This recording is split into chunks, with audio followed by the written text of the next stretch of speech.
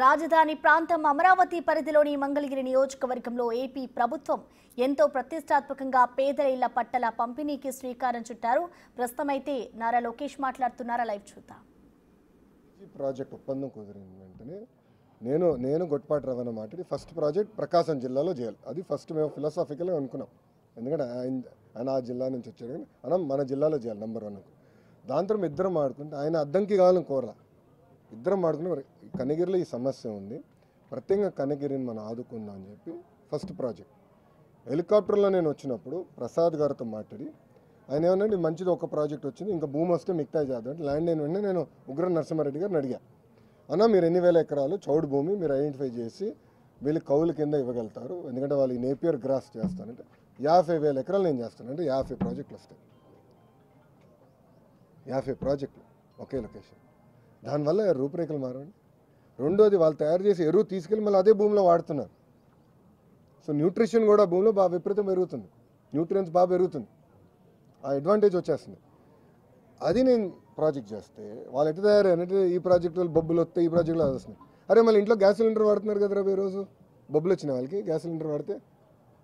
అంటే చూడండి, ఉద్యోగాలు ఉపాధి కల్పించాలి, ఒక పక్కన వాళ్ళే మాడతారు, ఇంకో పక్కన వచ్చే ప్రాజెక్టులు రాకుండా దుష్ప్రచారం చేయాలని వాళ్ళు ప్రయత్నిస్తారు. దొందు వైఖరి, దానికి ఫుల్ స్టాప్ పెడతాను.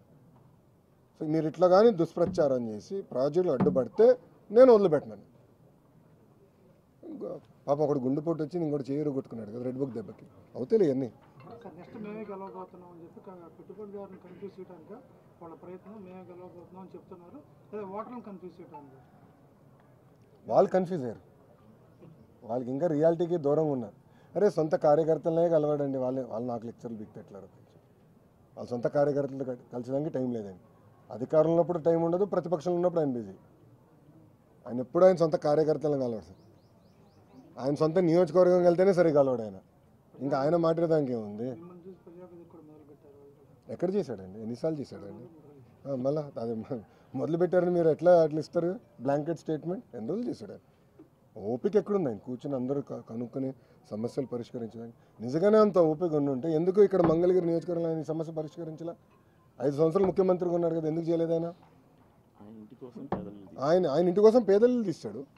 ఆ రోడ్ విస్తరణ పెద్ద రోడ్ వేసుకున్నాక పేదల ఇల్లు అంతా కొట్టేశాడు కదా, నైట్ కొట్టేశాడు. మళ్ళీ అలాంటి ప్రభుత్వం మాది కాదు, ప్రజాప్రభుత్వం, పేదలకు అండగా నిలబడే ప్రభుత్వం ఎన్డీ ప్రభుత్వం. ఈ పాస్టర్ ప్రవీణ్ మరణానికి సంబంధించి కుటుంబ సభ్యులు ప్రభుత్వ విచారణ మీద నమ్మకం వ్యక్తం చేస్తున్నా కొందరు రాజకీయ ముసుగులో దీన్ని ఒక వివాదం చేద్దామని చూస్తారు, దీన్ని ఎలా కంట్రోల్ చేసుకోవాలి?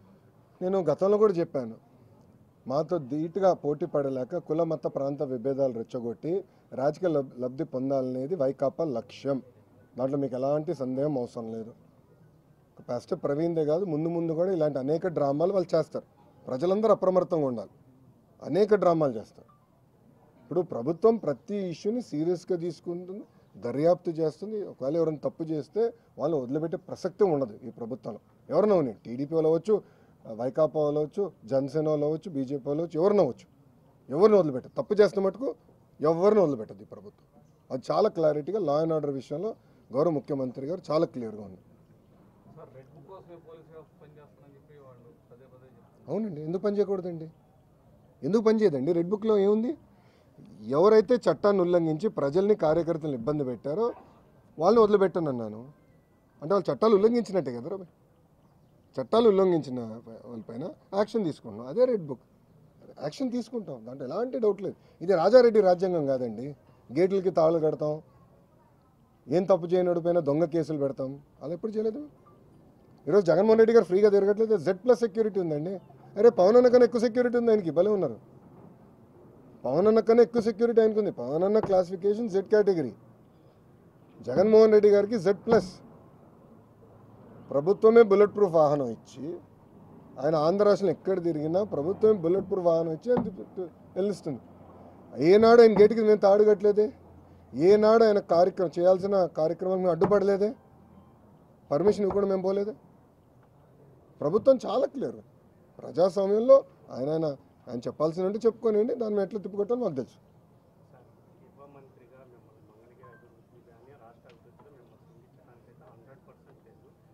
మీరు అధికారంలోకి వచ్చిన మొదటిసారి రైతులు పంట అన్న ఇప్పుడు మీరు చూస్తే వరి తీసుకుంటే వరి విషయంకి వస్తే ఒక్క నిమిషం పూర్తి నేను వరి విషయం తీసుకుంటే గత ప్రభుత్వం పెట్టిన బకాయిలన్నీ చెల్లించాము. మన ప్రభుత్వం కొనుగోలు చేసినంత డబ్బులు ఇచ్చేస్తాం జరిగింది.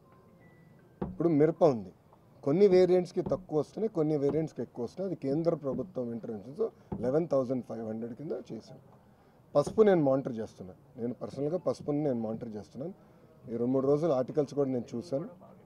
అది నేను మొత్తం మానిటర్ చేస్తున్నామా.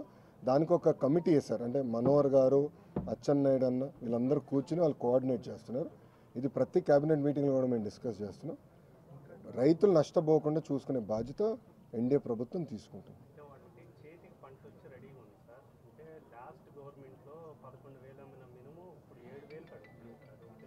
అమ్మ ఇప్పుడు ఏమైందంటే అది మార్కెట్ ఫ్యాక్టర్, ప్రభుత్వాలు కాదు, అది మార్కెట్. అంటే పంట ఎక్కువ వచ్చిన తర్వాత ఏమైందంటే దానివల్ల ధరలు పడిపోతున్నాయి. సో దాన్ని స్టెబిలైజ్ చేయాల్సిన బాధ్యత ఎన్డీఏ ప్రభుత్వం అయింది. అది తప్పనిసరిగా మేము చేస్తాం, దాంట్లో ఎలాంటి డౌట్. రైస్ ఆసుపత్రి ఎప్పుడు శంకుస్థాపన